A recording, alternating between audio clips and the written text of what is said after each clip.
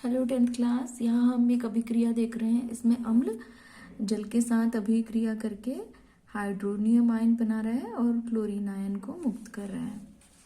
Hydrogen अपने स्वतंत्र रूप में नहीं रह सकते, लेकिन ये जल के अणुओं के साथ मिलकर रह सकते हैं। इसलिए हाइड्रोजन आयन को सदैव हाइड्रोजन आयन H+ एक्वा या हाइड्रोनियम आयन को दर्शाना चाहिए। देखिए H+ H2O ये आयन के फॉर्म में नहीं रह सकते, लेकिन जल के साथ मिलके रहते हैं। हमने देखा कि अम्ल जल में हाइड्रोनियम आयन अथवा हाइड्रोजन आयन प्रदान करते हैं और क्षारक क्या करते हैं, इन्हें देखेंगे।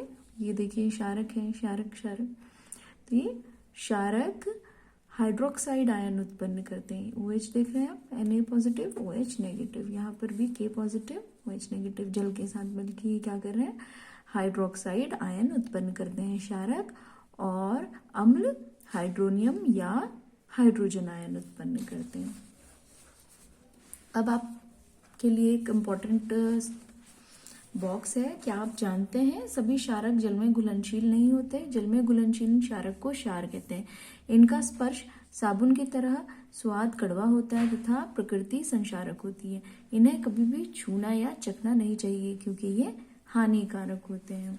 आगे देखिए, हमने यहाँ पर क्या किया था, अम्ल की क्षारक के साथ हमने अभिक्रिया की थी, तो लवण और जल का निर्माण होता है।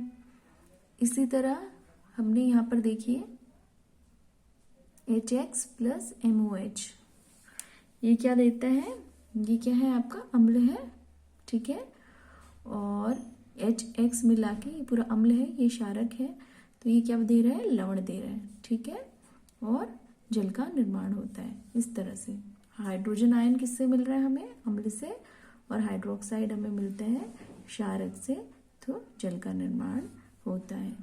अम्ल या क्षारक में जल मिलाने पर क्या होता है, इसे भी हम देख लेते हैं। जल में अम्ल या क्षारक के घुलने की प्रक्रिया अत्यंत ऊष्माक्षेपी होती है, अतः सांद्र नाइट्रिक अम्ल या सल्फ्यूरिक अम्ल को मिलाने समय अत्यंत सावधानी रखनी चाहिए। अम्ल को सदैव धीरे धीरे तथा जल को लगातार हिलाते हुए जल में मिलाना चाहिए। सांद्र अम्ल में जल मिलाने पर उत्पन्न हुई ऊष्मा के कारण मिश्रण आस्फलित होकर बाहर आ सकता है तथा आप जल सकते हैं। साथ ही अत्यधिक स्थानीय ताप के कारण प्रयोग में उपयोग किया जा रहा कांच का पात्र भी टूट सकता है। सांद्र सल्फ्यूरिक अम्ल के केन, डब्बे तथा सोडियम हाइड्रोक्साइड की बोतल पर चेतावनी के चिन्ह भी बने होते हैं। जल में अम्ल या क्षारक मिलाने पर आयन की सांद्रता हाइड्रोनियम या हाइड्रोक्साइड में प्रति इकाई आयतन में कमी हो जाती है। इस प्रक्रिया को तनुकरण कहते हैं, ठीक है। अब आगे हम देखेंगे अम्ल एवं क्षारक के विलयन कितने प्रबल होते हैं। यहीं पर हम pH स्केल के बारे में भी जानेंगे, ठीक है। तो इनकी प्रबलता को बताने के लिए कितने प्रबल अम्ल है या क्षारक है, इसके लिए क्या होता है, pH स्केल होता है।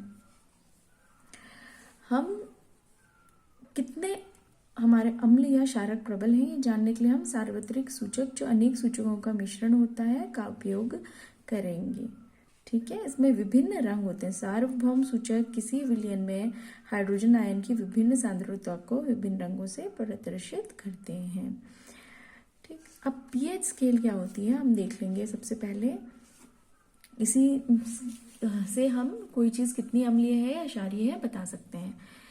ये आपको याद भी करना है, बहुत इंपॉर्टेंट है। कई बार pH स्केल के बारे में पूछा जाता है। किसी विलयन में उपस्थित हाइड्रोजन आयन की सांद्रता ज्ञात करने के लिए एक स्केल विकसित किया गया है।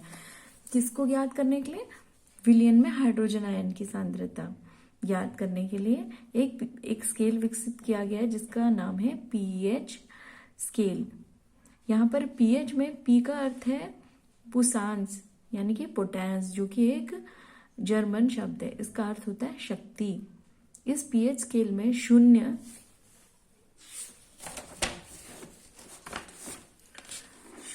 अधिक अम्लता से 14 अधिक क्षारीय तक pH को ज्ञात कर सकते हैं, ठीक है। साधारण भाषा pH को एक ऐसी संख्या के रूप में देखना चाहिए जो किसी विलयन में अम्लता अथवा क्षारीयता को दर्शाती हो। हाइड्रोनियम आयन की सांद्रता जितने अधिक होगी उसका पीएच उतना ही कम होगा, मतलब एसिडिक कोई चीज होगी उतना ही उसका पीएच कम होगा। किसी उदासीन विलयन का पीएच का मान 7 होगा। यदि पीएच स्केल में किसी विलयन का मान 7 से कम है तो ये अम्लीय विलयन कहलाती है। यदि पीएच मान का जो मान है वो 7 से 14 तक बढ़ता है तो विलयन में हाइड्रोक्साइड आयन की सांद्रता बढ़ रही है। इसका अर्थ क्या है? क्षार की शक्ति बढ़ रही है। सामान्यतः पीएच सार्वत्रिक सूचक अंतर्भारित पेपर द्वारा ज्ञात किया जाता है। इसी प्रकार का एक पेपर आपको उदाहरण के लिए दिखाया गया है यहाँ पर। इस तरह से होता है पीएच पेपर। 0 इंडिकेट कर रहा है कि कोई चीज कितनी अम्लीय है, जैसे जठर रस लगभग 1.2 अम्लीय है, नींबू का रस इससे कम अम्लीय है 2.3। जितना हम 0 की तरफ जा रहे हैं, बढ़ते हुए जा रहे हैं, 7 से 0 की तरफ जा रहे हैं, कोई वस्तु उतनी ही अधिक अम्लीय है। और 7 से हम इधर 14 की तरफ जितना बढ़ रहे हैं तो हमने जो भी विलयन लिया है किसी भी चीज का तो वो उतनी ही अधिक क्षारीय है। ठीक है, तो ये हम अगर ये जो आपको दिख रहा है ना पीएच पेपर, हम क्या करते हैं, हम इस पीएच पेपर को यदि हम उस विलयन में मिलाते हैं तो जो रंग हमें दिखाई देता है इससे हम मैच करके हम बता सकते हैं कि पीएच कितना होगा किसी विलयन का, और हम ये बता सकते हैं कि वो अम्लीय है या क्षारीय है। यहाँ पर कुछ उदाहरण दिए, जैसे नींबू का रस का 2.2 पीएच दिखाया है, अम्लीय है ये। शुद्ध जल 7, रक्त 7.4। शुद्ध जल 7 यानी कि यह उदासीन है। रक्त क्षारीय प्रकृति का। मिल्क ऑफ मैग्नीशिया, जैसे हम कई बार एसिडिटी हो जाती है तो यूज करते हैं, एंटासिड होता है, ये 10 है, क्षारीय है। वही सोडियम हाइड्रोक्साइड लगभग 14, यानी कि ये काफी ज्यादा क्षारीय होता है। ठीक है, आगे देख लेते हैं हम। अम्ल तथा क्षारक की शक्ति विलयन में क्रमशः H पॉजिटिव आयन अथवा OH आयन को दर्शाती है, इसकी संख्या पर निर्भर करती है। यदि हम समान सांद्रता के हाइड्रोक्लोरिक अम्ल तथा एसिटिक अम्ल जैसे 1 मोलर विलयन लीजिए तो ये विभिन्न मात्रा में हाइड्रोजन आयन उत्पन्न करेंगे। अधिक संख्या में हाइड्रोजन आयन उत्पन्न करने वाले अम्ल प्रबल अम्ल कहलाते हैं, जबकि कम हाइड्रोजन आयन उत्पन्न करने वाले अम्ल दुर्बल अम्ल कहलाते हैं। ठीक है, अब हम दैनिक जीवन में पीएच का क्या महत्व है ये देखेंगे। जैसे पौधे एवं पशु पीएच के प्रति संवेदनशील होते हैं, ये भी अब आगे पढ़ेंगे। पहले हम देख लेते हैं हमारे शरीर में कितने पीएच के बीच हमारा जो शरीर है वो कार्य करता है। 7 से 7.8 के बीच कार्य करता है। जीवित प्राणी केवल संकीर्ण पीएच परास में ही जीवित रह सकते हैं। और वर्षा का जल कितना होता है? वर्षा के जल का पीएच मान जब 5.6 से कम होता है तो वह वर्षा कैसी कहलाती है? अम्लीय वर्षा कहलाती है। कहते हैं ना हम एसिडिक रेन, तो उसमें क्या होती है? अम्लता होती है। अम्लीय वर्षा का जल जब नदी में प्रवाहित होता है तो नदी के जल से पीएच का मान कम हो जाता है। ऐसी नदी में जलीय जीवधारियों की उत्तरजीविता कठिन हो जाती है। क्या आप जानते हैं शुक्र का वायुमंडल सल्फ्यूरिक अम्ल के मोटे क्षेत्र एवं पीले बादलों से बना है?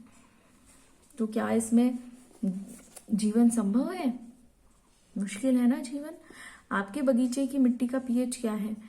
बगीचे की मिट्टी को भी आप इसका भी पीएच नाप सकते हैं। आप मिट्टी एकत्र करके वो जल मिला के एक विलयन बना के आप पीएच से टेस्ट कर सकते हैं कि ये क्षारीय है या अम्लीय है। इसी हिसाब से हम इसमें कोई भी चीज मिलाते हैं बैलेंस करने के लिए मिट्टी का पीएच।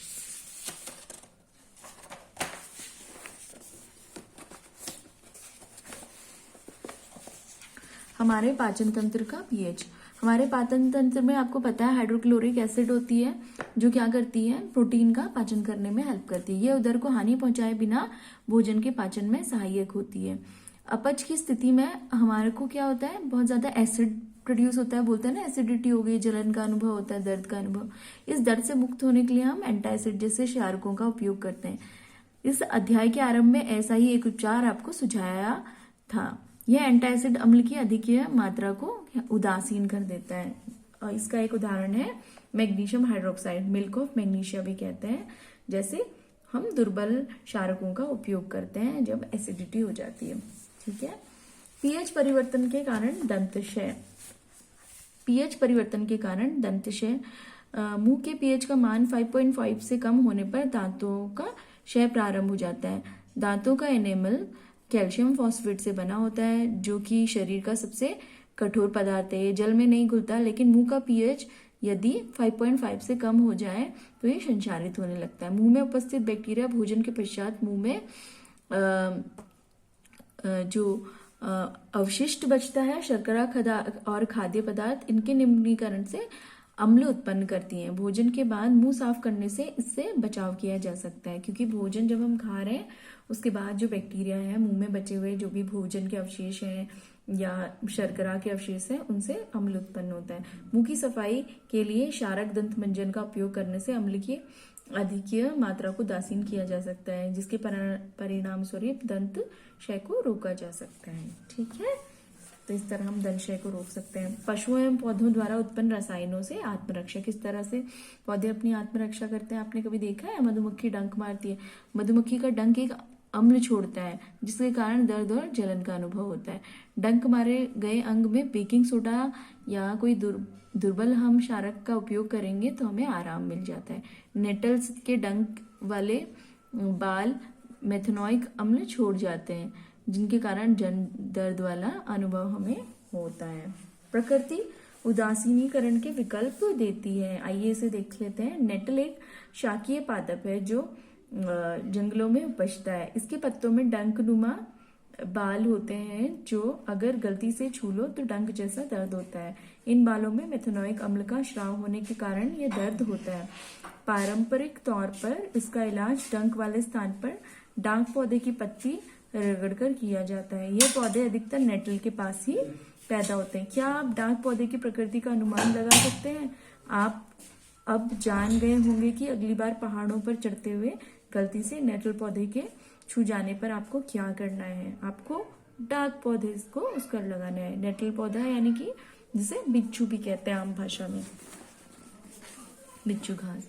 ठीक है, कुछ और प्राकृतिक अम्ल हम पढ़ेंगे। सिरके में एसिटिक अम्ल होता है, संतरे में सिट्रिक अम्ल पाया जाता है, इमली में टार्टरिक अम्ल, टमाटर में ऑक्सैलिक अम्ल, खट्टे दूध में लैक्टिक अम्ल, नींबू में सिट्रिक अम्ल, चींटी के डंक में मेथनॉइक अम्ल, नेटल का डंक भी मेथनॉइक अम्ल उसमें होता है।